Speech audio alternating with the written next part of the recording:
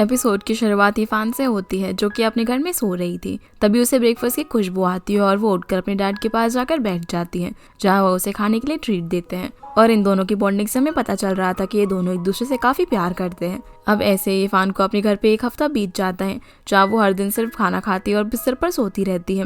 उसके डैड सुबह सुबह उसके रूम में सफाई करने के लिए आते हैं, तो वो उसे उठा देते हैं और बाहर से जाकर सामान लेने के लिए कहते हैं, क्योंकि वो एक हफ्ते से घर पर सिर्फ सो रही थी। स्टोर में जाकर इरफान मिंग को कॉल करती है और उसे बोलती है कि अभी सुबह के सिर्फ 8:30 बजे हैं और डैड ने मुझे बाहर सामान लेने के लिए भेज दिया है, तो क्या मैं तुम्हारे घर पर आ सकती हूँ। पर हम देख पाते हैं कि मिंग के घर में भी यही हाल था। उसकी मॉम भी उसे डांट रही थी कि वो जब से घर में आई है उसने भी कपाट फैला कर रखा हुआ है, जो सुनकर इरफान बोलती है कि यार ये सारे पेरेंट्स एक जैसे क्यों होते हैं। फिर वो उसे थोड़ी देर में मिलने के लिए भी बोलती है। अब जब इरफान स्टोर में घूमते घूमते अपना सामान ले ही रही थी, तभी उसे एक लेडी दिखाई देती है जो कि काफी सुंदर थी, जिसे देखकर इरफान को लगता है कि शायद वो ना कोई स्टार है। फिर अब इरफान यहाँ पर अपने लिए मीट खरीद रही होती है, तभी वहाँ पर वो सुंदर सी लेडी इरफान के पास आकर उसे मदद मांगने लगती है, क्योंकि उसे मीट खरीदना अच्छे से नहीं आता था। इसलिए इरफान उसकी मदद करती है, और क्योंकि उस लेडी ने काफी सारा सामान लिया था, इसलिए इरफान उसका सामान उसके घर तक भी पहुंचाती है, जिसका इतना अच्छा बिहेवियर देखकर वो लेडी भी उससे काफी खुश हो जाती है। वो इरफान से उसके घर में आकर लंच करने को भी कहती है, लेकिन इरफान मना कर देती है, क्योंकि अभी मिंग उसका रेस्टोरेंट में वेट कर रही थी। इसलिए अब इरफान यहाँ से निकलकर सीधा मिंग के पास पहुंचती है, जहाँ कुछ देर बातें करने के बाद मिंग उससे बोलती है कि हॉलिडे एक अच्छा मौका है जिसमें वो यंके को इम्प्रेस कर सकती है। ये सुनकर इरफान कहती है कि यंके अभी हॉलिडे पर अपनी फैमिली के साथ होगा, तो वो उसे तंग नहीं करना चाहती, जिस पर मिंग बोलती है कि ये तो और भी अच्छा मौका है, क्योंकि उसे अपनी मदर इन लॉ को पटाना चाहिए। अगर उसने उसे पटा लिया तो उनके बेटे को पटाना तो और भी आसान हो जाएगा। जो सुनकर इरफान सोचने लगती है कि शायद मिंग ठीक कह रही है। अब अगले दिन जब इरफान फिर से स्टोर में जाती है, जहाँ वो लेडी उसे फिर से मिल जाती है, और इस बार वो इरफान को अपने घर लेकर जाती है, जहाँ इरफान उनके घर में काउच पर बैठी हुई थी, और वो लेडी लंच बनाने के लिए किचन में चली जाती है। तभी वहाँ पर उस लेडी का बेटा आता है, जिसने की टी शर्ट नहीं पहनी हुई थी। इरफान पहले तो उसे देखकर इग्नोर करने की कोशिश करती है, लेकिन जैसे वो देखती है कि ये लड़का कोई और नहीं बल्कि यंके है, तो वो उसे देखकर शॉक रह जाती है। अब यंके भी जैसे उसे नोटिस करता है, तो ये दोनों ही एक दूसरे को देखकर चिल्ला देते हैं। अब यहाँ पर इरफान को पता चलता है कि असल में वो यंके के घर में है, और जिस लेडी को वो स्टार समझ रही थी वो यंके की मॉम है। मॉम यहाँ पर ये जानकर काफी खुश होती है कि ये दोनों तो एक दूसरे को पहले से ही जानते हैं। वो यंके को कहती है कि उसने पहले उसे क्यों नहीं बताया कि उसकी क्लासमेट इतनी अच्छी है। फिर वो इन दोनों को टीवी देखने का बोलकर इनके लिए लंच बनाने के लिए किचन में चली जाती है, और यंके को इस मौके का फायदा उठाने के लिए बोलती है, क्योंकि उसकी मॉम को इरफान सच में काफी पसंद आ गई थी। यंके और इरफान अब यहाँ पर ऑकवर्डली बैठे हुए थे, क्योंकि उन्हें समझ नहीं आ रहा था कि वो क्या बात करें। इसलिए वो साइलेंस दूर करने के लिए टीवी ऑन कर देते हैं, पर हर चैनल पे रोमांटिक और किसिंग सीन चल रहे थे, जिस वजह से सिचुएशन और ज्यादा ऑकवर्ड हो जाती है। और ये देखकर यंके टीवी बंद कर देता है। यंके अब इरफान को फ्रूट्स खाने के लिए बोलता है, जहाँ जब इरफान फ्रूट्स खा रही थी तो यंके तो उसे देखता ही रह जाता है। इसी बीच इरफान नोटिस करती है कि कुकर की सीटी लगातार बजे जा रही है। ये देखकर वो किचन में चेक करने के लिए जा रही थी, पर तभी अचानक से प्रेशर कुकर खुल जाता है और उसमें रखा हुआ मीट सीधा जाकर इरफान के सर में लगता है, जिसकी आवाज सुनते ही मॉम भी वहाँ पर आ जाती है। वो इरफान के सर पे लगी हुई चोट को देखकर यंके को उसके लिए आइस पैक लाने के लिए कहती है, और फिर आइस पैक लगाकर वो उसे सॉरी भी कहती है। इरफान उन्हें समझाने की कोशिश करती है कि ये तो छोटी सी चोट है, कोई बात नहीं, पर मॉम बोलती है कि लड़कियों के लिए उनका चेहरा सबसे ज्यादा इंपॉर्टेंट होता है, इसीलिए उसे इस चोट को अंडर एस्टिमेट नहीं करना चाहिए। अगर उसके चेहरे पर ये स्कार रह गया ना, तो इसकी रिस्पॉन्सिबिलिटी यंके लेगा। जो सुनकर यंके अपनी मॉम को देखने लग जाता है, और फिर उसकी मॉम इरफान से बोलती है कि रुको, मैं अभी तुम्हारे लिए थोड़ा सा हॉट मिल्क लेकर आई, लेकिन इरफान नहीं चाहती थी कि उसकी मॉम और कुछ करे, इसलिए वो बोलती है कि वो ठीक है और वो घर जा रही है। तो यंके भी उसे बाहर तक छोड़कर आता है, और बाहर जाकर इन दोनों को पता चलता है कि ये दोनों तो आसपास में ही रहते हैं। जब इरफान अपने घर में पहुंचती है तो उसकी डैड ये चोट नोटिस कर लेते हैं। उन्हें लगता है कि उसने फिर से किसी से लड़ाई की है, जो देखकर वो इरफान से कहते हैं कि अगर वो इसी तरह लड़ाई करती रहेगी ना, तो कोई भी लड़का उसे पसंद नहीं करेगा। जो सुनकर इरफान के मुंह से निकल जाता है कि उसे तो कोई पहले से ही पसंद करता है। ये सुनकर उसके डैड पूछने लगते हैं कि वो कौन है, और इरफान शर्मा कर वहाँ से उठकर चली जाती है। अगली सुबह हम इरफान को देखते हैं, जो कि यंके का सपना देख रही थी। तभी उसके डैड आकर उसे डिस्टर्ब कर देते हैं। इस वजह से बेचारे का सपना अधूरा रह जाता है। इसके बाद हम इरफान और मिंग को बात करता हुआ देखते हैं, जहाँ मिंग इरफान को फायरवर्क्स देखने के लिए इनवाइट कर रही थी। वो उसे यंके को भी इनवाइट करने के लिए कहती है, पर इरफान यंके को इनवाइट करने से मना कर देती है। लेकिन इरफान से बात करने के बाद मिंग खुद ही यंके को उसके साथ फायरवर्क देखने के लिए इनवाइट कर देती है। अब रात को जब इरफान टाइम से लोकेशन पर पहुंच जाती है, तो यंके भी वहां पर पहुंच जाता है। जहाँ शाओसोंग और मेंग छुपकर इन दोनों को देख रहे थे। यंके अपने साथ उसके लिए कुछ फुलझड़ी लाया हुआ था, जिसे जलाने के बाद ये दोनों आपस में खेलने लग जाते हैं। अब यीफान से बात करते करते यंके उसके काफी करीब आने का ट्राई करता है, पर तभी यीफान को एक अजीब सी स्मेल आती है। जब यंके नोटिस करता है तो फुलझड़ी की वजह से यीफान के कपड़ों में आग लगने वाली थी। ये देखते ही वो यीफान का कोट उतारता है और उसे देखने लगता है, लेकिन उसके कपड़ों में आग लगने से बच गई थी।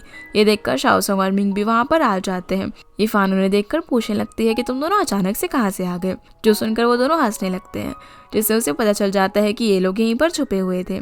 इसके बाद ये चारों मिलकर अपनी विशेस मांगते हैं और इतने में ही फायरवर्क्स शुरू हो जाते हैं, जो कि देखने में काफी सुंदर लग रहे थे। फायरवर्क्स देखते हुए यंके धीरे से यीफान के पास आकर उसे हैप्पी न्यू ईयर विश करता है और उसके चीक्स पर एक किस भी कर देता है। फिर यीफान भी मुस्कुराते हुए धीरे से उसे हैप्पी न्यू ईयर विश करती है और सभी लोग मिलकर फायरवर्क्स एंजॉय करते हैं। इसके बाद हम यीफान को देखते हैं, जो कि यंके के बारे में ही सोच रही थी। उसे अभी तक कंफर्म नहीं हो रहा था कि क्या सच में पिछली रात यंके ने उसे किस किया था या फिर ये सब उसका वहम था। रात में यंके यीफान को मैसेज करता है कि क्या वो सो रही है, पर यीफान मना कर देती है और उससे पूछती है कि क्या वो दोनों घूमने चल सकते हैं, जिस पर यंके का कोई भी रिप्लाई नहीं आता और बेचारी बार बार अपने फोन को देख देख कर सो जाती है। पर हम देखते हैं कि यंके नहाने के लिए गया हुआ था और वो उसे गुड नाइट मैसेज करता है आने के बाद। अगली सुबह यीफान अपने डैड से बातों बातों में पूछ लेती है कि अगर कोई लड़का किसी को अचानक से किस कर लेता है तो इसका क्या मतलब होता है, जो सुनकर उसके डैड शॉक हो जाते हैं और गलती से उनकी उंगली भी कट जाती है।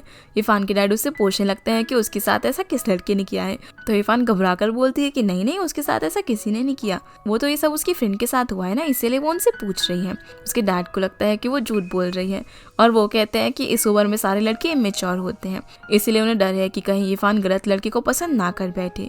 ये कहकर वो यीफान को उनकी बेकरी में मदद करने को कहते हैं, क्योंकि उनके हाथ में चोट लगी हुई थी। दूसरी ओर यंके की मॉम भी उसे घर में रुकने के लिए कहती है, क्योंकि उन्हें यंके के साथ मिलकर कुछ फेस मास्क ट्राई करने थे और इस तरह उन दोनों की डेट का प्लान कैंसिल हो जाता है। फिर हम बायूजो को देखते हैं, जो कि यीफान के टाउन में यीफान से मिलने के लिए आ चुका था, पर वहां पहुंचते ही उसकी मुलाकात मिंग से हो जाती है। वो बातों ही बातों में मिंग से यीफान का एड्रेस निकलवाने की कोशिश करता है, पर वो उसे कुछ भी नहीं बताती। लेकिन बायूजो काफी स्मार्ट था, वो अपने आप ही यीफान की बेकरी पर चला जाता है, जहाँ यीफान तो उसे देखकर काफी चौंक जाती है और उसे वहां से चले जाने को कहती है, क्योंकि उसे डर था कि अगर उसके डैड ने उसे देख लिया तो पता नहीं वो कैसे रिएक्ट करेंगे। बायूजो यहाँ यीफान को उसके साथ बाहर चलने को कहता है और बोलता है कि तुम एक दिन के लिए मेरी गाइड बनकर मुझे अपना होम टाउन घुमाओ। यीफान जब उसकी बात मानने से मना कर देती है तब वो कहता है कि चलो कोई बात नहीं, मैं तुम्हारी बेकरी में ही घूमकर अपने फादर इन लॉ से मिल लेता हूँ। इसलिए अब यीफान को उसकी बात माननी ही पड़ती है। ये दोनों अब बाहर घूम रहे होते हैं, जहाँ पर बायूजो यीफान की काफी सारी फोटोज क्लिक करता है। इसी बीच यीफान फिर से सोचने लगती है कि आखिर यंके ने उसे किस क्यों किया था। बायूजो अब इन सारी फोटोज को यंके को भेज देता है। जब उन फोटोज को यंके देखता है तो उसे एक आइडिया आता है। इधर हम यंके और यीफान को लंच करता हुआ देखते हैं, जहाँ यीफान को यंके का फोन आता है, जो कि उसे बायूजो से बात कराने के लिए कहता है। इसलिए वो बायूजो से उसकी बात कराती है, जहाँ यंके उसे अपने घर पर आने के लिए इनवाइट करता है, क्योंकि वो नहीं चाहता था कि वो यीफान के साथ और घूमे। अब वो यीफान के साथ यंके के घर पर पहुंच जाता है, जहाँ उसकी मॉम उन तीनों को फेस मास्क पहनाकर बैठा देती है। इसके बाद ये सभी लोग बैठकर लंच भी करते हैं, जहाँ बायूजो यंके की मॉम की इतनी तारीफ किए जा रहा था, जिस वजह से वो तो उससे काफ़ी इम्प्रेस हो गई थी और उन्हें लगता है कि बायूजो ना बहुत ही अच्छा लड़का है। लंच करने के बाद जब बायूजो यहाँ से जा रहा था तब यंके और यीफान बायूजो को स्टेशन तक छोड़ने के लिए जाते हैं, जहाँ पर यीफान बायूजो के लिए कुछ सामान खरीद रही होती है और यंके बायूजो के साथ खड़ा हुआ था। तो बायूजो उससे कहता है कि वो ना उससे काफ़ी जेलस फील करता है, क्योंकि कई सारे लोग ऐसे हैं जो कि सच में उसकी काफ़ी फिक्र करते हैं। पर फिर वो अपनी तारीफ भी करते हुए बोलता है कि वो यूनिवर्सिटी का सबसे बड़ा इन्फ्लुएंसर है, इसलिए यंके को भी उसे जलन तो होती होगी ना। पर यंके बोलता है कि उसे इन सब से कोई फर्क नहीं पड़ता। इतने में ही यीफान बायूजो का सामान लेकर वहाँ पर आ जाती है, जहाँ वो यीफान को हक करने ही वाला था, पर यंके उसे साइड कर देता है और यूजो उसे हक नहीं कर पाता। जाने से पहले यंके बायूजो को सेफ जर्नी विश करता है और फिर ये दोनों खुशी खुशी यहाँ से चले जाते हैं। जब बायूजो पीछे मुड़कर देखता है तो ये दोनों साथ में हंसते हुए जा रहे थे, जो देखकर उसे थोड़ा सा बुरा फील होता है। अगली सीन में हम तांग को देखते हैं, जो कि अब्रॉड में पियानो ऑडिशन देने के लिए गई हुई थी, पर क्योंकि उसे बचपन से ही यंके के साथ पियानो बजाने की आदत थी, इसलिए वो अच्छे से परफॉर्म नहीं कर पाती और उसको सिलेक्शन नहीं हो पाता। और इधर ये लोग भी अपनी छुट्टियां खत्म होने पर कॉलेज वापस आ जाते हैं, जहाँ नया सेमेस्टर शुरू हो चुका था और यीफान को अपने कंपटीशन के लिए डाइट फॉलो करनी थी, इसलिए वो अपनी कोच के साथ उनके ही रूम में रह रही थी। वहीं तांग भी अब वापस आ चुकी थी। एक रात को वो यंके से टकराती है, जहाँ वो उससे बोलती है कि उसने उससे वादा किया था ना कि वो उसकी मदद करेगा, और यहाँ वो उसे झूठ भी बोल देती है कि उसका सिलेक्शन हो गया है, इसलिए यंके भी उसकी मदद करने के लिए मान जाता है। इसके बाद हम इरफान को देखते हैं जो कि अंके के लिए कुछ लेकर आई होती है, पर अंके उसका फोन पिक नहीं कर रहा था क्योंकि वो उस वक्त तांग के साथ प्रैक्टिस कर रहा था। इसीलिए वो खुद ही उसे देने के लिए उसके घर जाती है, पर अंके अपने घर पर भी नहीं होता, इसीलिए वो कॉलेज में वापस आ जाती है, जहाँ इरफान को रास्ते में अंके के फ्रेंड्स मिलते हैं। जब वो उनसे अंके के बारे में पूछती है तो वो लोग बता देते हैं कि वो प्रैक्टिस रूम में है, इसीलिए इरफान वहाँ की तरफ जाने लगती है। इधर इरफान जब तांग के साथ प्रैक्टिस कर रहा था तभी उसे वहाँ पर तांग का रिजेक्शन लेटर दिखता है। तांग उससे बोलती है कि उसने काफी ट्राई किया उसके बिना परफॉर्मेंस करने का, लेकिन वो ये नहीं कर पाई। ये कहकर वो अंके के गले लग जाती है और उसे पूछती है कि क्या वो दोनों पहले की तरह साथ नहीं रह सकते। तब तक यहाँ पर इरफान भी आ जाती है जो कि इन दोनों को इस तरह गले लगता हुआ देख लेती है, जो देखकर उसके हाथ से अंके के लिए लाई हुई ट्रीट्स वहीं पर गिर जाती है और वो वहाँ से भाग जाती है। जब अंके उसे देखता है तो वो भी उसके पीछे पीछे भागने लगता है और उसे रोकने की कोशिश करता है, लेकिन इरफान नहीं रुकती है। इसके बाद हम इरफान को देखते हैं जो कि शाओसंग के फेस पर अंके का मास्क लगाकर उसके साथ बॉक्सिंग कर रही होती है और अपना सारा गुस्सा निकाल रही थी। अब कुछ देर बाद जब इरफान थक कर बैठ जाती है तो शाओसंग अंके को मैसेज करके वहाँ पर आने के लिए कहता है और उसे ये भी बता देता है कि इरफान ना उस पर काफ़ी ज़्यादा गुस्सा है। वो इरफान को यहाँ पर शांत कराने की कोशिश भी करता है और कहता है कि उसने ना शायद अंके को गलत समझ लिया है, पर इरफान उस पर काफ़ी गुस्सा थी और बोलती है कि सारे मर्द ना एक जैसे ही होता है। दूसरी तरफ हम मिंग को देखते हैं जो कि एक होटल में ब्लाइंड डेट के लिए आई हुई थी। उसी होटल के वॉशरूम में हम बायूजू को देखते हैं जहाँ उसके साथ में एक और आदमी था, तो बायूजू उसे घूरने लगता है। तभी उसे एक कॉल आता है तो वो बात करने के लिए साइड में जाता है, जहाँ वो कहता है कि वो अपना सामान लाया हुआ है और वो उस लड़की का अच्छे से ध्यान रखेगा। ये कहकर वो कॉल कट कर देता है, जिसकी ये बातें बायूजू सुन लेता है। वॉशरूम से बाहर आने के बाद बायूजू मिंग से मिलता है, जहाँ मिंग उससे पूछती है कि वो यहाँ पर क्या कर रहा है। तो बायूजू कहता है कि क्यों, वो यहाँ पर क्यों नहीं हो सकता, और वो उसे इतने अच्छे से रेडी देखकर उसकी तारीफ करने लगता है। बायूजू कहता है कि वो पक्का किसी ब्लाइंड डेट पर आई होगी, जो सुनकर मिंग उसे वहाँ से जाने को कहती है। इतने में ही मिंग का ब्लाइंड डेट पार्टनर वहाँ पर आ जाता है, जो कि वही लड़का था जिसे बायूजू टॉयलेट में देखा था। बायूजू को उस लड़के पर शक था, इसलिए बायूजू मिंग के पास वाली सीट पर जाकर बैठ जाता है ताकि वो इन दोनों की बातें सुन सके। ये लड़का मिंग की काफ़ी तारीफ किए जा रहा था और उसके सामने काफ़ी अच्छा बनने की कोशिश भी करता है। इतने में ही वहाँ पर इस होटल का मैनेजर आ जाता है, जिससे कि बायूजू मिलने वाला था। बायूजू मैनेजर से बातें करने लगता है और वो जानबूझकर काफ़ी ज़ोर ज़ोर से बातें कर रहा था ताकि वो इन दोनों की डेट को डिस्टर्ब कर सके। अब जब कुछ देर बाद मिंग वहाँ से परेशान होकर उठकर चली जाती है तो बायूजू भी उसके पीछे पीछे वहाँ पर जाता है, जहाँ मिंग बायूजू को पूछती है कि वो उसकी डेट क्यों ख़राब करना चाहता है, जिस पर बायूजू बोलता है कि उसे इस आदमी पर शक है और वो बिल्कुल भी ठीक आदमी नहीं है। जिस पर मिंग बोलती है कि वो भले ही कैसा भी इंसान हो पर वो उससे तो अच्छा ही होगा। बायूजू यहाँ पर उसे काफ़ी समझाने की कोशिश करता है कि वो इस आदमी से दूर रहे, लेकिन मिंग उसकी बात नहीं मानती। दूसरी तरफ हम इस आदमी को देखते हैं जो कि फ़ोन पर बात कर रहा था। उसके हाथ में एक ड्रग्स होती है और वो पूछ रहा होता है कि कहीं इसका इस लड़की पर कोई साइड इफेक्ट तो नहीं होगा ना। इतने में ही उसे गलती से ये ड्रग ड्रिंक के अंदर गिर जाती है और जैसे ही मिंग गुस्से में वहाँ पर आती है तो वो सारी ड्रिंक पी लेती है। ये सब कुछ इतना जल्दी में होता है कि वो लड़का उसे रोक भी नहीं पाता। वो मिंग से पूछता है कि क्या उसे कुछ अजीब फील हो रहा है, तो मिंग बताती है कि नहीं, वो तो बिल्कुल ठीक है। और मिंग जैसे ही वहाँ से जाने लगती है तभी अचानक से उसे चक्कर आने लगता है और वो बेहोश होने लगती है। वो लड़का मिंग को कहता है कि उसने ना यहाँ पर एक रूम बुक किया हुआ है, तो वो वहाँ पर जाकर कुछ देर रेस्ट कर सकती है। इसलिए वो उसे अपने रूम में लेकर जाता है, जहाँ पर मिंग को सांस लेने में काफ़ी तकलीफ हो रही थी और वो बेड पर ही बेहोश हो जाती है। इसलिए ये बंदा मिंग को CPR देने के लिए उसके पास आ ही रहा था, पर इतने में ही बायूजू वहाँ पर आकर उसे जोर से पंच मारता है और मिंग को वहाँ से उठाकर ले जाता है। साथ ही होटल के स्टाफ उस लड़के को पकड़ लेते हैं। अगले सीन में हम मिंग को बायूजू के स्टूडियो में देखते हैं, जहाँ वो बायूजू के साथ होती है और वो रो रही थी। वो बायूजू से कहती है कि वो सब कुछ उसी की गलती है, उसे उसकी बात मान लेनी चाहिए थी, पर वो उसे चुप होने के लिए बोलता है तो मिंग उसके शोल्डर पर सर रखकर रोने लगती है, इसलिए वो उसे कंफर्ट करता है। इसके बाद हम शाओसंग और इरफान को जिम से निकलता हुआ देखते हैं, पर तभी वहाँ पर यंके आ जाता है। वो इरफान से बोलता है कि वो ना उसके लिए स्नैक्स लेकर आया है, जो कि उसके लाए हुए स्नैक्स जितने अच्छे तो नहीं है, पर उसे इन्हें ज़रूर ट्राई करना चाहिए। अब शाओसंग भी इन दोनों को अकेला छोड़कर चला जाता है और यंके इरफान को अपने साथ टेबल पर बैठाता है, जहाँ वो उसे स्नैक्स ट्राई करने के लिए बोलता है। वो इरफान को बताता है कि वो उसकी कॉल का आंसर नहीं दे रहा था क्योंकि वो तांग के साथ एक म्यूजिक टेप रिकॉर्ड करने में बिजी था। ये सुनकर इरफान उससे पूछती है कि क्या सच में वो दोनों सिर्फ म्यूजिक ही बना रहे थे, तो यंके उसे उस पर भरोसा रखने के लिए कहता है। इतने में ही इरफान को मिंग का कॉल आ जाता है और इरफान मिंग से मिलने के लिए चली जाती है। जहाँ मिंग इरफान को उसके साथ हुई सारी चीज़ें बता देती है। जो सब सुनकर इरफान काफ़ी टेंशन में आ जाती है। वो मिंग से सॉरी कहती है क्योंकि वो उस समय उसकी मदद नहीं कर पाई, पर मिंग उससे कहती है कि इसमें उसकी कोई गलती नहीं है।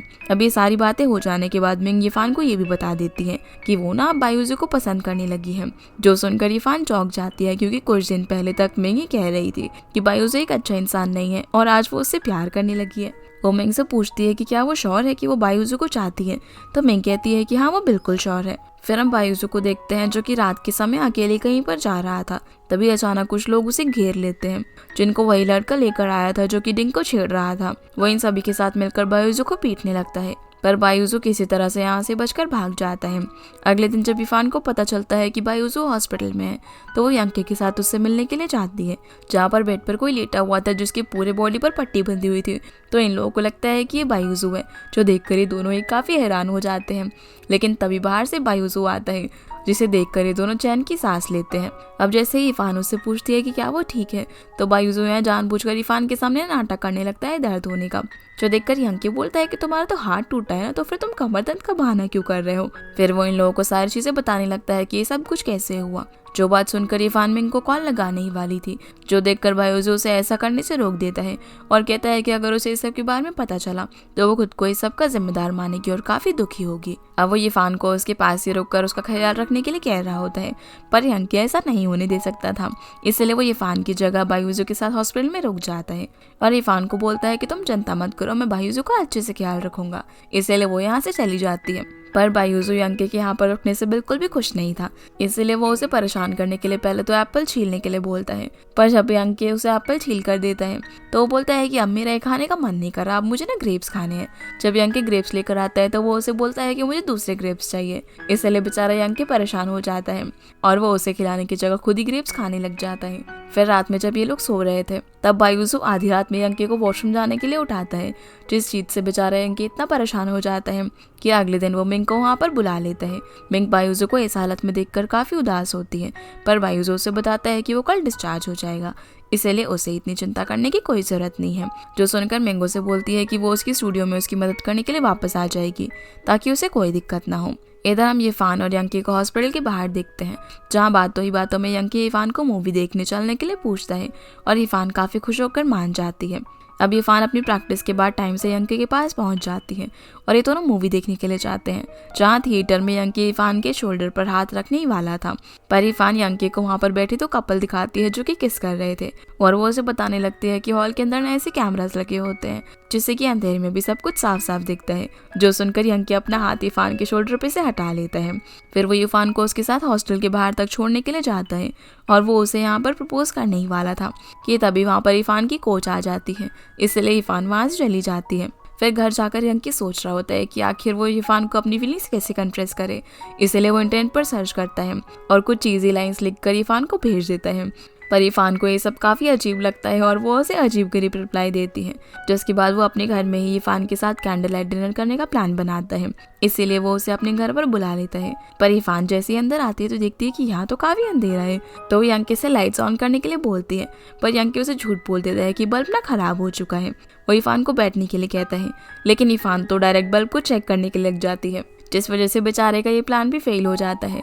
अब वो जल्दी से घबरा कर वहाँ पर रखी हुई वाइन की बॉटल्स और कैंडल्स को हटाने लगता है, लेकिन तभी इरफान बल्ब को ऑन कर देती है और वो यंकी के हाथ में वाइन ग्लास देखकर समझ चुकी थी कि उसने यंकी का प्लान बर्बाद कर दिया। इसलिए वो एम्बैरेसमेंट की वजह से यहाँ से जाने लगती है, पर यंकी इस पर मौका नहीं जाने देना चाहता था, इसलिए वो इरफान के पीछे पीछे जाता है। जहाँ जब इरफान रास्ते में होती है तो वो उसे पीछे से जाकर हक कर लेता है, जो देखकर इरफान काफ़ी हैरान रह जाती है और यहाँ पर यंकी फाइनली उसे बोल देता है कि मैं तुम्हें पसंद करता हूँ। जो सुनकर इरफान बिल्कुल ही सरप्राइज हो जाती है और इसी के साथ ये एपिसोड यहीं पर ख़त्म हो जाता है। तो गाइस ये थी आज की वीडियो एंड आई होप आप लोग को ये वीडियो पसंद आई होगी, तो इस वीडियो को लाइक कर चैनल को सब्सक्राइब जरूर कीजिएगा। आपसे फिर मिलते हैं अगले एपिसोड में, तब तक के लिए गुड बाय।